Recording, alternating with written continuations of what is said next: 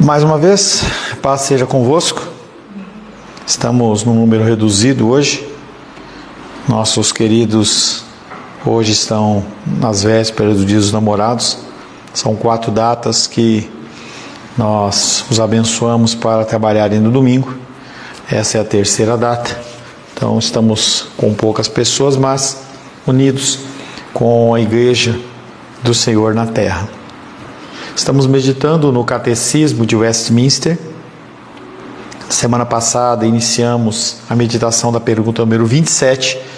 Nós não terminamos e nós vamos fazer, como nós fazemos sempre, um breve resumo para dar continuidade ao nosso estudo e à nossa pergunta. Pergunta 27 diz: em que consistiu a humilhação de Cristo? Sim, Cristo, ele foi humilhado em sua condição como homem aqui na terra. A resposta à humilhação de Cristo consistiu em ele nascer com uma natureza humana, e isso foi a primeira condição da humilhação de Cristo, um ser divino, puro, limpo, nascer na condição humana. Ser sujeito à lei, sendo que ele é a própria palavra, ele é a própria lei. Ele sofreu a humilhação e sofreu as misérias desta vida, sofreu dores, padeceu por calor, frio, teve sede, teve fome. Esteve debaixo da ira de Deus na cruz, e a morte na cruz também foram fatores de humilhação nele. Também em ser sepultado e permanecer por algum tempo debaixo do poder da morte. Nem o sofrimento no inferno pode ser comparado ao sofrimento de Cristo na cruz. Então nós temos um louvor que nós cantamos: eu nunca saberei o preço dos meus pecados lá na cruz, e realmente nós nunca saberemos, porque nós estamos trabalhando com um ser de natureza divina, como Jesus Cristo, com uma natureza humana também, e nós podemos apenas mensurar dentro da condição da natureza humana. Então nós nunca saberemos qual é o preço dos nossos pecados na cruz, mas com certeza o sofrimento do inferno ele não é comparado ao sofrimento de Cristo na cruz do Calvário, em especial a ausência, o afastamento, pelo menos por um breve momento, da figura de Deus Pai, alguém que ele tinha contato durante toda a eternidade, antes, nessa e na próxima. Falamos também que aquele que foi erguido no madeiro foi o próprio Criador. Então, o autor da vida, aquele que não tinha nenhum pecado, ele foi colocado sobre o madeiro. É uma morte horrível, talvez a pior morte que é reputada entre os historiadores, e a mais vergonhosa também. Apenas para os piores pessoas era determinada aquela morte. E ele, Jesus, ele se deixou profanar pelos pecados do seu povo, o meu pecado e o seu pecado. E sobre si recebeu a ira e o abandono de Deus. A ira daquele que tinha o tempo todo com ele, convivia o tempo todo com ele, naquele momento ele esteve debaixo da ira, no meu lugar e no seu lugar. Significando a morte eterna, antes reservada apenas àqueles que tinham sido perdoados pelo seu sacrifício. Então, até então, as pessoas elas só podiam ter acesso ao Senhor através de sacrifícios, e através daquele sacrifício de Jesus, nós podemos ter acesso ao Pai. Falamos também sobre o estado de humilhação dele, que refere-se ao tempo em que ele esteve na terra, sujeito às normas e exigências da lei. Então, quando nós imaginamos um versículo especial, esqueci o endereço, em que ele fala para Pedro: será que os filhos eles estão sujeitos às ordenanças dos empregados na casa? E Pedro fala: não, entendeu? Mas ele fala: mas para que se cumpra, a gente vai pagar o imposto, a gente vai cumprir a ordenança da lei. E é algo que, diante da figura divina de Deus, ele, como própria palavra de Deus, ele é o verbo do Senhor, ele sofreu um estado de humilhação no tempo em que ele esteve na terra, sujeito às normas e exigências da lei, leis que ele mesmo tinha escrito e que foram deturpadas pelos homens. Falamos também que por meio da encarnação, ele, Jesus Cristo, adicionou uma característica particular ao seu ser. Antes ele era apenas espírito, e com a encarnação ele passa a ser homem e ser Deus. O interessante é que a adição da condição da natureza humana, ela não modifica em nada a sua natureza divina, não há contaminação. Não é como você está com um copo d'água e você jogar uma gota de tinta e aquela tinta ela se mistura com a água. Não há separação, é muito mais sentido de água e óleo. Então não houve modificação na sua natureza divina. Ele é sempre o eterno e infinito Verbo de Deus, a segunda pessoa da Trindade. Interessante que nós meditamos também na semana passada que Cristo, apesar de estar com o seu ministério terreno, apesar de ele estar aqui, ele também não abandonou as suas atribuições divinas. Então, o mundo, os planetas, eles continuaram mantendo a sua órbita, o Sol continuou com o mesmo calor, todas as condições que são suportadas pela palavra de Cristo, pela palavra de Deus através de Cristo, ele manteve e continuou trabalhando. Então, a natureza divina dele, mesmo estando nele como um ser encarnado, continuava agindo dentro do plano espiritual e natural. E aí agora nós vamos falar sobre as naturezas de Cristo em seu estado de humilhação. Primeiro nós temos a condição da natureza humana. O abandono do Pai é dirigido à natureza humana do Verbo, mas a natureza não é impessoal. Quem sofreu na cruz foi a pessoa de Cristo, o Verbo de Deus. Então, é algo difícil para nós imaginarmos, porque o conceito da física diz que dois corpos, eles não podem ocupar o mesmo espaço ao mesmo tempo. Mas no caso de Cristo, isso aconteceu.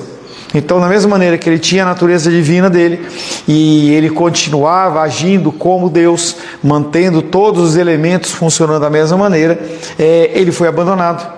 E esse abandono foi dirigido à natureza humana do Verbo de Cristo e não à natureza divina dele, a natureza humana e não a divina. Mas a figura de Cristo, a pessoa de Cristo, o ser de Cristo, ele sofreu. O próprio Deus sofreu a experiência da morte eterna, a humilhação, a dor e o abandono do Pai. Algo que, para nós, o contexto, por exemplo, da rejeição é algo que é extremamente incômodo. O ser humano tem dificuldade com a condição da rejeição. Jesus Cristo como Deus, não, mas ele como homem, com certeza, ele conseguia olhar nos olhos daqueles homens que estavam condenando, falando crucifica, ele conseguia olhar para aqueles homens e ver, poxa, mas eu curei você, eu ressuscitei você, eu te livrei da opressão de demônios e mesmo assim você está fazendo dessa maneira. Eu creio que havia um certo conflito dentro do coração dele como homem, mas a figura divina era tão intensa que ele conseguia responder a essas injúrias e essas rejeições com frases do tipo: Pai, perdoa, porque eles não sabem o que fazem. Salmos 22, 1.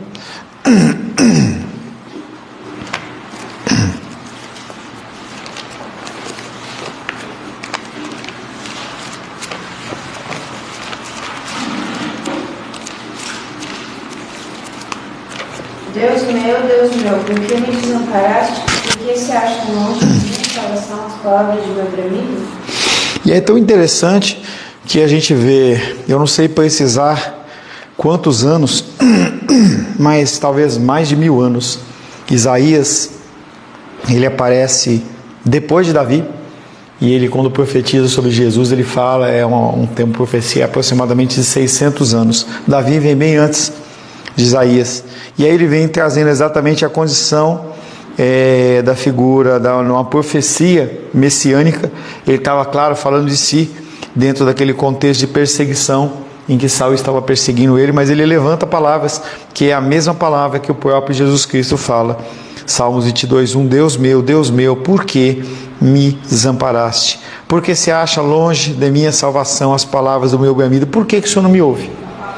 Então a figura desse versículo aqui, ela é um versículo claramente falando da figura do Verbo, no momento em que ele na cruz do Calvário, antes de morrer, ele não conseguiu mais observar o Pai. Algo que temos falado, não há comparação entre a dor física de Cristo e a dor espiritual de Cristo. A dor de ele não estar junto do Pai, de ele não poder contemplar a face do Pai. Ele sabia que em pouco tempo ele já estaria novamente no contato com o Pai, mas aquele momento foi um momento de muita dificuldade e muita dor. Então nós temos um Cristo com uma natureza humana que foi abandonada naquele momento pelo Pai, mesmo tendo uma característica divina. Mas ele também tinha a característica divina. Essa natureza divina do Verbo, ela é imutável, por ele ser Deus, nada muda. ele não sente arrependimento, tristeza, dor, é um ser totalmente perfeito e completo. Ao mesmo tempo em que a pessoa do Verbo sofreu o abandono do Pai em sua natureza humana, ele estava em sua natureza junto à Trindade, cumprindo suas funções cósmicas. E é muito doido você imaginar Jesus Cristo tanto na terra como ao lado do Pai, cumprindo as suas funções divinas. João, capítulo 10, verso 30.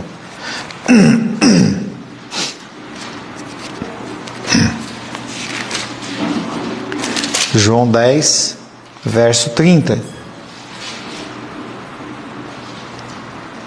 Eu e o Pai somos um. E quando ele fala, eu e o Pai somos um, e nós já meditamos um pouco sobre a condição do verbo ser, ele não está falando que nós éramos um, nós vamos ser um, mas ele fala num presente, e a condição que não é um presente apenas, é um presente contínuo, é um presente que ele se renova. Então a afirmação de Cristo, eu e o Pai somos um, é a condição que dentro da perspectiva divina, nunca houve separação entre Jesus Cristo e Deus. Não há como haver separação entre os elementos da Santíssima Trindade. Então, como Deus entendeu, como Deus ele continuou fazendo suas funções cósmicas e não saiu da presença de Deus, mas ele como homem sim. Ele foi tentado como nós, mas ele era incapaz de pecar. Tudo o que eu e você possamos passar. Ah, pastor, mas lá na época não tinha celular, não tinha mídia social. Haviam características e situações que reputavam a mesma condição de tristeza, de abandono, de preocupação. Então, a condição do ser humano, ela não muda.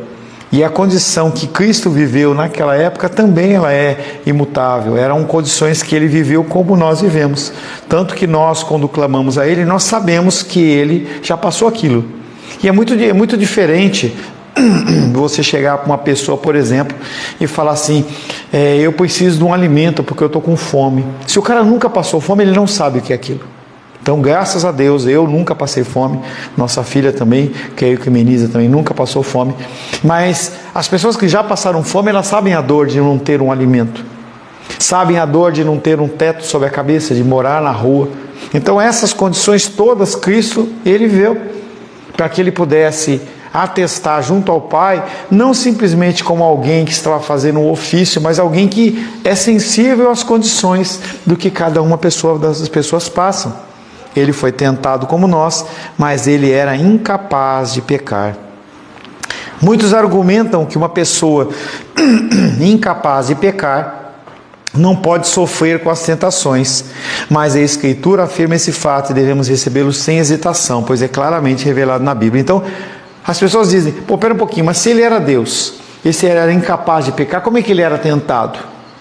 E aí é algo que transcende a minha mente, a sua mente, nós não conseguimos imaginar uma situação como essa, mas é o que as Escrituras falam. Hebreus capítulo 4, verso 15.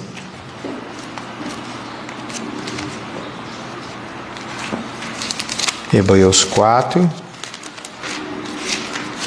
verso 15. Porque não temos um sacerdote que não possa compadecer-se das nossas fraquezas. Antes foi ele tentado em todas as coisas, à nossa semelhança, mas sem pecado. Tá, então a gente vê afirmações, indagações que o nosso coração faz. Nós temos dúvidas e incertezas, em que algumas vezes as Escrituras nos explicam, e outras vezes as Escrituras apenas nos afirmam como é. Então, nesse caso, por mais que a gente possa pensar, poxa, mas será que ele, por ser incapaz de pecar, ele sofreu a dor? A palavra de Deus diz que sim.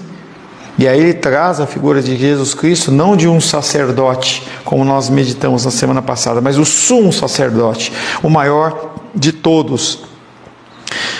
Não temos um sumo sacerdote que não possa se compadecer de nós. Como que você pode se compadecer de alguém se você nunca passou por aquilo? É difícil você imaginar a dor, por exemplo, de uma pessoa que tem um familiar com câncer, se você não teve alguém que teve uma enfermidade grave como essa, ou você perdeu um ente querido. Essa afinidade que nós temos em relação às pessoas é exatamente essa condição de você se compadecer da fraqueza do outro. Eu consigo olhar na dificuldade do outro e falar assim, eu sei o que é isso. Eu sei o que é padecer nessa situação. É claro que o aconselhamento bíblico, é claro que o nosso apoio à pessoa não é apenas ligado a esse tipo de situação, senão eu só posso ministrar só podem ministrar para homossexuais, pessoas que já foram homossexuais, pessoas que já foram padres, só pessoas que foram padres, e a palavra de Deus não fala isso, mas sempre nós estamos pensando no contexto de um compadecimento de coração, em que a pessoa ela olha de uma maneira diferente para aquela situação. E aí ele fala que antes, ou seja, ele foi tentado em todas as coisas. Então, a condição da tentação houve aflição, houve incômodo. Ele não ia pecar, não, mas houve incômodo. Às vezes a gente tem a certeza de algumas coisas, por exemplo, a salvação. É algo que as Escrituras nos afirmam com veemência, em que nada pode nos afastar do amor de Deus que está em Cristo Jesus, mas muitas vezes o nosso coração, ele fica entristecido, fica preocupado. Será que? Nós temos uma certeza, mas será que? Você tem que receber um dinheiro de alguém, mas será que? Há uma certeza, há uma determinação, não tem como aquilo ser mudado, mas mesmo assim o nosso coração, ele se abala. Ele foi tentado em todas as coisas, à nossa semelhança. Como eu sinto frio, ele sentiu frio. Como eu sinto fome, ele sente fome. Como eu sinto sede, quando eu sinto rejeitado. Tudo como eu passei, ele também passou, mas sem a condição do pecado. A morte de Cristo. A morte de Cristo não pode ser vista como a simples separação da alma e do corpo. Não existe essa condição. Tá? Isso é um engano que existe, em que há essa separação, em que nós temos uma parte material que ela é separada totalmente da parte imaterial. Isso não é possível. Nós somos seres únicos, nós somos seres compostos de carne, de uma parte espiritual, e essas coisas não se separam, mesmo que a nossa mente não consiga entender o que acontece, como é realmente na prática. Não há um filme, não há fotos, entendeu? Apenas relatos. Então nossa mente fica tentando imaginar isso, mas a morte de Cristo não pode ser visto como a simples separação da alma e do corpo. Uma vez que Cristo se fez pecado em lugar dos eleitos, ele sofreu na sua morte a punição pelos pecados do seu povo, o que lhe foi dado por Deus, recebendo em si mesmo a ira e todo o castigo devido a esses pecadores por ele representados. Então, também as Escrituras não nos mostram de uma forma muito clara o que aconteceu no período de morte de Cristo até a ressurreição de Cristo. O que aconteceu nas regiões interiores ou no Hades, onde quer que tenha descido Cristo para pregar para as almas em prisão. O que aconteceu? Houve sofrimento, houve flagelo, houve tristeza, não dá para saber. Mas a morte dele, a descida e a subida, ela cumpre o meu papel no sofrimento, o seu papel no sofrimento. Mateus capítulo 26, verso 39. Mateus, capítulo 26. Diene, cadê você, Diene? Mateus 26, verso 39. Levantando-se um pouco, prostrou-se sobre o seu rosto, orando e dizendo: Meu Pai, se possível, passa de mim este cálice. Todavia, não seja como eu quero, sim como tu queres. Tá? Então, nesse momento, Jesus Cristo ele começa a sentir o peso de algo que ele já sabia que ia acontecer. Ele começa a sofrer aquela angústia porque ele sabia o que ele ia passar, em especial o abandono do Pai. Ele sabia o que ia acontecer. Então, ele, naquele momento, ele recebe toda a ira e todo o castigo devido aos nossos pecados. Chegando ao cume no monte do Getsemane, dele suar sangue. Não se sabemos se ele suou sangue pelos nossos pecados, se ele suou sangue pelo sofrimento do flagelo físico que ele ia sofrer, mas provavelmente o suor sangue dele foi exatamente em relação ao afastamento do Pai, mas é uma dedução minha. Para culminar com todos esses sofrimentos, ele experimentou a morte eterna pelo abandono de Deus, destinado aos pecadores condenados. Uma das maiores desgraças do ser humano no inferno não é o fogo que queima sem parar, não é a carne que é consumida sem acabar, e sim a ausência da figura de Deus. Nós vivemos num mundo que jaz no maligno. Satanás ele tem uma influência poderosa nesse mundo, mas ainda conseguimos receber uma porção da graça comum, aqueles que não são filhos, receberam uma porção da graça comum. Você pode acordar e olhar para a natureza, você pode olhar para os céus e você consegue perceber a figura divina de Deus. Romanos diz que o homem, o ser humano, ele é indesculpável, porque na natureza você consegue ver a Deus. Ontem estava numa palestra, foi um ciclo de palestras que até a nossa irmã Diene postou lá. Talvez eu devia ter insistido um pouco mais para as pessoas participarem. E foi falando um pouco de paternidade. E uma das palestras falava sobre as maravilhas da criação de Deus. E aí o pastor falava assim, esse dia Deus estava inspirado. Ele começa a mostrar, né? E aí ele montou um carrossel de imagens de besouros, só besouro. E aí ele falou assim, tenta achar um besouro mais bonito. E aí começa a mostrar aquela variedade de cores. Você olha e fala assim, não, eu gosto é desse. Aí ele mostra o outro e fala, não, eu gosto é desse. Você não consegue identificar, porque você consegue identificar o mais bonito. Porque você fica olhando para aquilo e você fica realmente de boca aberta em ver a criatividade e a capacidade de Deus. E aí ele falou assim, que às vezes as pessoas elas vão se vestir, em especial as mulheres vão vestir, aí você pega e coloca um casaco preto, aí depois coloca um blazer amarelo, aí coloca um sapato vermelho, aí você fala assim, poxa, ficou meio estranho, né? Tá meio branca. Pois é, Deus ele faz de uma maneira muito linda e maravilhosa essa mistura, essa mistura de cores e nunca fica feio. Se tem cor, fica bonito. Se você tira toda a cor, também fica bonito. Imagina um cavalo negro, daqueles cavalos puro sangue, lindo um cavalo daquele, não tem cor nenhuma. Se tem muita cor, também é bonito. Então, mostrando a característica de que nós conseguimos ver na natureza Deus. Esse texto de Mateus 26, 39, vem falando sobre a angústia 39. A angústia que começa a se nascer no coração de Cristo e ele poder não contemplar a figura de Deus, que é exatamente o que vai acontecer no inferno. A ausência da presença de Deus, não do juízo de Deus, não da justiça de Deus, mas a ausência da presença amorosa dele, do conforto dele, da paz no meio das lutas e das dificuldades. 2 Coríntios 5, 21. Eu falei para ele? Não? Então vamos lá. 2 Coríntios 5, 21.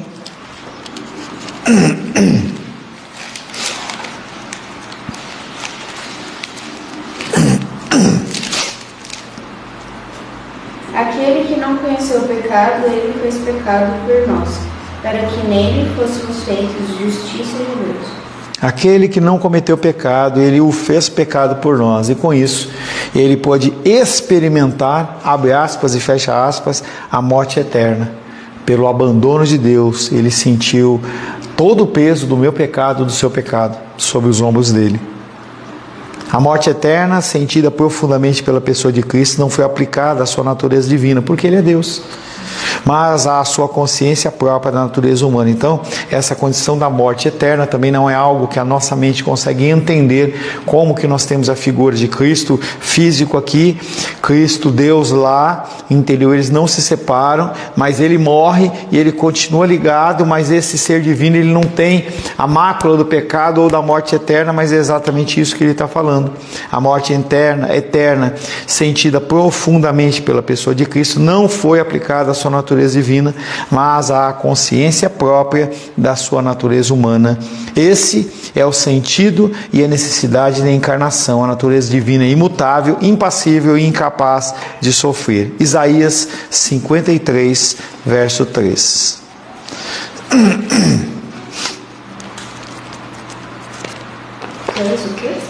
Isaías capítulo 53, verso 3. Era Não sei.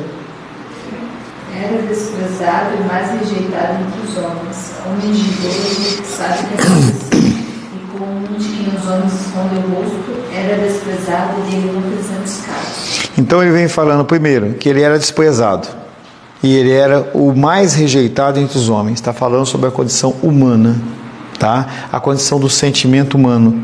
Ele fala que ele é um homem de dores, ou seja, esse versículo Isaías 53, Isaías que é chamado do quinto evangelho, ele profetiza 600 anos antes do nascimento, vida e morte de Cristo. E ele fala que esse Cristo, ele sabe o que é padecer. Padecer o quê? Dor, frio, fome, sono. Então ele não era um ser como se fosse um robô, tivesse uma capacitação sobrenatural como homem. E como um de quem os homens escondem o rosto era desprezado e dele não fizemos caso. Então Cristo naquele momento ele foi colocado numa situação, inclusive como eu e você passamos, em que as pessoas elas não nos ouvem. Nós vivemos em tempos maus, nós vivemos numa condição humana nesse planeta Terra, em que as trevas elas estão avançando de uma maneira muito rápida, até para que haja a possibilidade do retorno de Jesus Cristo. O retorno de Jesus Cristo ele é realmente ligado a essa condição de aflição extrema, em que quando os eleitos, os filhos de Deus, tiverem uma condição que eles chegarem ao ponto de poderem abandonar a fé, o Senhor vem e resgata. Nós estamos caminhando para isso. Nós estamos caminhando para um tempo em que o que é certo é errado e o que é errado é certo. Em que você declarar a sua fé, você vai ser condenado. Em que se você falar sobre o amor de Deus, você vai ser punido de alguma forma. Você não vai poder expor suas ideias, ou melhor, você vai poder expor suas ideias desde que elas sejam iguais ao que há o mandamento, como existem, por exemplo, no Oriente Médio hoje. Então eu tenho a liberdade de professar a minha fé, desde que a minha fé ela esteja de acordo com o que o Estado fala. Então lá na China, apesar de perseguição, tem igreja cristã, só que a igreja cristã ela é regulamentada pelo Estado. Se Cristo ele sofreu de uma maneira imensurável. A maldição, porque a palavra de Deus diz que ele se fez maldito por nós. A morte na cruz era uma punição judicial do Império Romano, destinada apenas aos criminosos extremos e tida como maldição pelos judeus. Então essa tradução equivocada de que Cristo foi crucificado ao lado de dois ladrões é mentirosa. Porque Cristo, ele estava lá realmente como um usurpador, como uma pessoa que poderia derrubar o Império Romano, mas aqueles homens não eram ladrões, eles eram homens de uma classe, provavelmente de uma classe, a mesma classe judaica de Judas, chamada os Zelotes. Os Zelotes, eles eram pessoas que tinham como objetivo destruir o Império Romano e restaurar a condição do poderio israelita. Estou te sugerindo, eu não sei dizer. Judas eu tenho certeza, tá? Mas aqueles homens eles não eram pessoas comuns, não eram pessoas normais. Barrabás mesmo, ele tinha assassinado uma pessoa, não sei se era uma pessoa de alto cargo no governo, mas eram pessoas extremamente perigosas. Então, quando Cristo ele morre na cruz, ele é colocado numa condição de um homem de um perigo extremo. E para os judeus, morrer na cruz, ele era considerada uma maldição.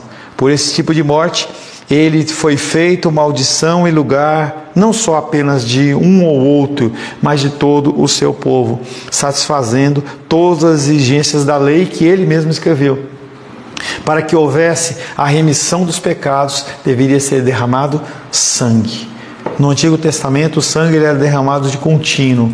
Também não consigo imaginar a quantidade de sacrifícios que eram feitos. Quando a gente vê crônicas, quando a gente vê reis, a gente vê as pessoas sacrificando 1.000, 10.000, 50.000, 100.000. Como é que mata tanto bicho assim? Onde ficou esse animal? O que aconteceu com aquele sangue? Então no templo também todos os dias, se você tinha uma condição pecaminosa, você tinha que levar um animal para ser sacrificado. O que se fazia com esses animais? Se havia um grande churrasco, o que acontecia? Não dá para saber, mas havia o sacrifício. Quando Cristo ele vem exatamente acabando com essa necessidade. Por isso que quando ele morre, exatamente na hora do sacrifício da tarde, às 15 horas, o véu ele se rasga de cima a baixo. Jesus Cristo, ele morre pelos nossos pecados e Deus Pai, ele rasga o véu de cima para baixo, dizendo, não tem mais necessidade de nenhum sacrifício, porque o preço foi pago, não há mais essa necessidade. Deuteronômio 21, 23.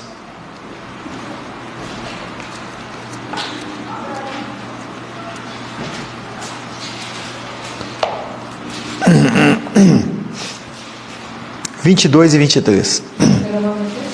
Deuteronômio 21, versos 22 e 23. Que bonitinho, né? 21, 22 e 23. É legal, né? O que você achou? Legal? É. Se alguém houver pecado, passível da pena de morte, e tiver sido morto, e o pendurares no madeiro, o seu cadáver não permanecerá no madeiro durante a noite, mas certamente o enterrarás no mesmo dia. Porquanto o que for pendurado no madeiro é maldito de Deus. Assim não contaminarás a terra que o Senhor teu Deus te dá em herança. Então é tão sério, e não tinha Império Romano nessa época, tão sério para os judeus a morte dentro do madeiro, em que eles falam que se alguém houver pecado passível de pena de morte, tiver sido morto, e o pendurares no madeiro, o seu cadáver não permanecerá no madeiro durante a noite. Não pode, porque dentro do entendimento deles, aquele ser morto na cruz, depois de ficar lá de um dia para o outro, ele está trazendo maldição sobre a terra. Porque aquele que morre naquela condição, ele é considerado maldito. Então, para que não haja contaminação da terra, o Senhor, ele faz com que aquela pessoa, tanto que quando Cristo, ele está lá, eles tiram ele da cruz, eles tinham passado apenas um período aí de 6 horas, 8 horas, sei lá. E aí o que acontece? Os caras vão lá para quebrar a perna deles. Porque se não morreu até agora, vai morrer porque nós estamos fazendo. Não poderia naquela região, naquele local, ter esse tipo de inferência da pessoa passar de um dia para o outro. A humilhação e os sofrimentos de Cristo, apesar de atribuídos à sua natureza humana, foram transmitidos integralmente à sua pessoa, o Verbo de Deus, e dessa forma tem valor eterno e infinito, selando uma vez por todas a redenção dos filhos dos homens. Apesar de a natureza humana de Cristo ter sofrido, e só a natureza humana e não a natureza divina, por ele ser Deus também, o status da morte dele, ele cumpre uma condição de perdão eterno para as nossas vidas. Então nós podemos, em vida, entrar na presença do Pai em nome de Jesus, por isso que as nossas orações sempre são a Deus em nome de Jesus. Você precisa desse aceite, você precisa desse aval, que não é a Valdirene, não é, tá? Então você precisa desse aval de Deus para você entrar na presença dele. E o aval é dado pelo sangue. Então, como Jesus Cristo, como homem, ele morre, mas ele também é Deus, ele atesta diante do Pai que aquele sacrifício foi feito e foi redimindo os seus pecados. Hebreus capítulo 9, verso 12.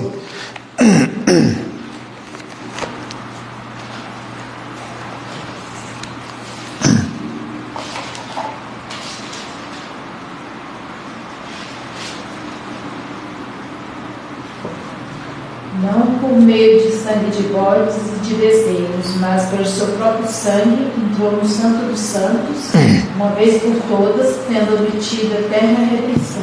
Tá, eu vou ler o 11 também. Quando, porém, veio Cristo como sumo sacerdote dos bens já realizados mediante o maior e mais perfeito tabernáculo, não feito por mãos humanas, quer dizer, não dessa criação, ou seja, ele está falando aqui que Cristo não teve participação de Maria com óvulo, com nada, tá? Não feito por mãos humanas, quer dizer, não dessa criação, não por meio de sangue de bodes e de bezerros, mas pelo seu próprio sangue, ele entrou no Santo dos Santos, uma vez por todas, tendo obtido eterna redenção. Redenção não para ele, mas redenção para mim e para você. Por esse motivo, todo aquele que busca adicionar algo ao trabalho perfeito de Cristo com seus méritos próprios está tirando o devido valor do sacrifício de Deus e ultrajando o Espírito da graça pela qual foi santificado. Então, o que a gente vê em muitas igrejas, muitas denominações é que, apesar de haver o sacrifício de Cristo, desse sacrifício ele ser perfeito e ser completo, as pessoas elas querem acrescentar, não, você tem que fazer isso, mas também tem que guardar o sábado. Você tem que fazer isso, mas você não pode cortar o cabelo. Você tem que fazer isso, mas você não pode usar calça. Você tem que fazer isso, mas você tem que usar saia. Você tem que fazer isso, mas você não pode usar maquiagem. Você tem que fazer isso, mas você tem que dar o dízimo. E as pessoas começam a criar um monte de coisas exatamente para falar assim, precisa ter uma participação humana. Por isso que o conceito da eleição divina, ele é tão complexo para o coração das pessoas. Porque as pessoas querem de alguma maneira participar e Deus está falando, não há nada a ser participado.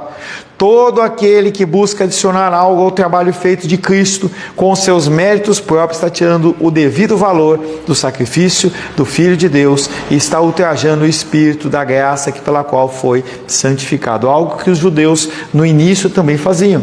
Nós aceitamos Cristo, mas nós queremos também que seja feita a circuncisão, que também se mantenha o sábado, que se mantenha o sacrifício. E as pessoas elas querem fazer coisas a mais e Deus está falando, não é só isso.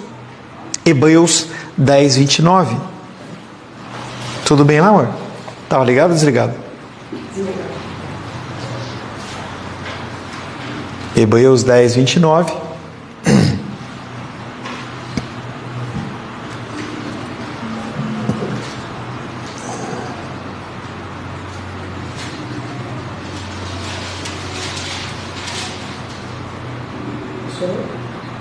Agora é. 29. De quanto mais severo castigo julgais vós, será considerado digno aquele que calcou aos pés o Filho de Deus e profanou o sangue da aliança com o qual foi santificado e ultrajou o Espírito da graça? E aí, esse é o autor de Hebreus, está chamando a atenção dessas pessoas. E ele está falando para essas pessoas que querem trazer coisas, pesos a mais, condições. Se você não for na igreja 3 vezes por semana, se você não fizer isso, ele fala assim: quanto mais severo castigo julgais, você será considerado digno aquele que calcou os pés do Filho de Deus. O que é calcar os pés do Filho de Deus? É querer acrescentar algo a mais.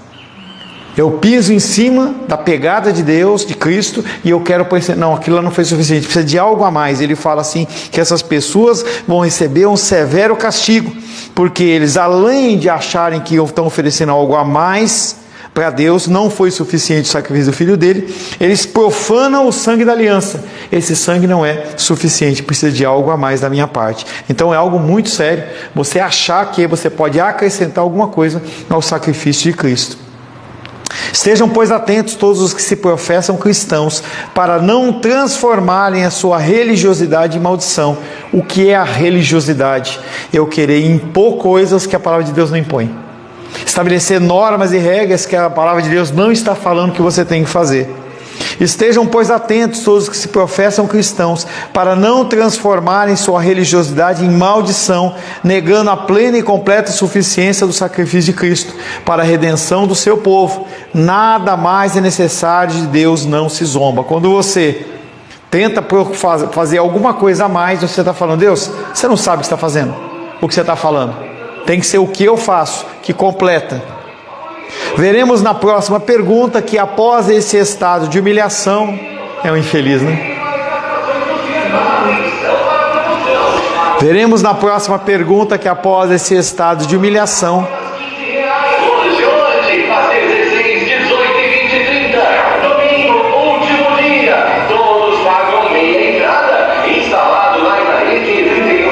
depois eu corto no vídeo, né?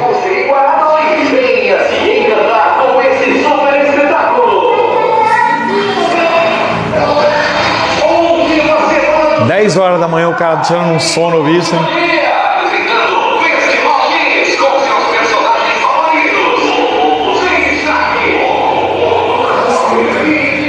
Veremos na próxima pergunta que após esse estado de humilhação, Cristo foi exaltado. Então nós meditamos primeiramente no estado de humilhação dele, e agora, logo após o intervalo, nós vamos ver sobre o estado de exaltação, de forma que seu nome foi elevado acima de todo nome, para que todo joelho ele se dobre e toda boca cante louvores. Filipenses capítulo 2, versos 9, 10 e 11.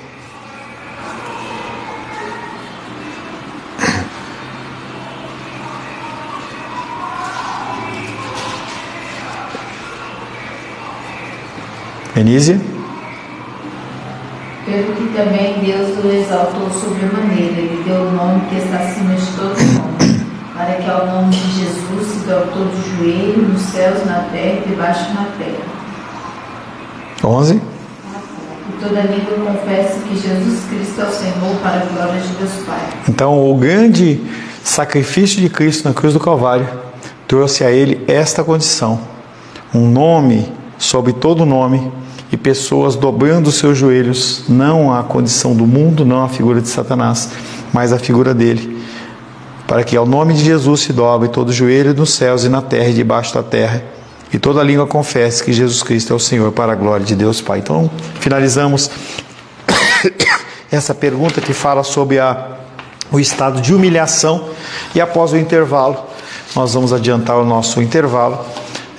Nós vamos iniciar a pergunta 28, que fala em que consiste a exaltação de Cristo. Por enquanto, que Deus te abençoe, te aguardo daqui a 15 minutos, se Deus assim o permitir.